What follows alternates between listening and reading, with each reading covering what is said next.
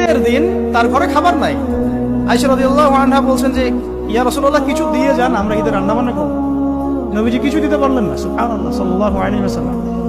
তিনি চলে গেলেন ঈদের নামাজ পড়াতে। ঈদের নামাজ পড়িয়ে বাসায় এসে দেখলেন রান্না বান্না হচ্ছে, মাশাআল্লাহ সবার ঘরে রান্না হচ্ছে। তো তিনি জিজ্ঞাসা করলেন খাবার কোথেকে আসলো?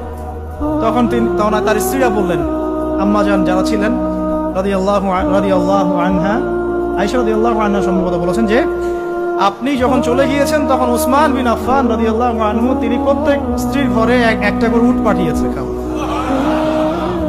নবী সাল্লাল্লাহু আলাইহি ওয়াসাল্লাম নিজে ইলম আল্লাহর কাছে পেয়েছেন, সাহাবীদেরকে শিখিয়েছেন। সবচেয়ে বেশি কঠোর আমল তিনি নিজে করেছেন। নেতার অন্যতম গুণাবলী থাকতে হবে নবম সিরাতের আলোকে, নেতৃত্বের গুণাবলীর অংশে তাকে নিজেকে আগে আমল করে দেখাতে হবে। শুধু বড় বড় কথা বলা, লেকচার দিয়ে ক্ষান্ত হলে চলবে না, মানুষকে শেখালেই চলবে না।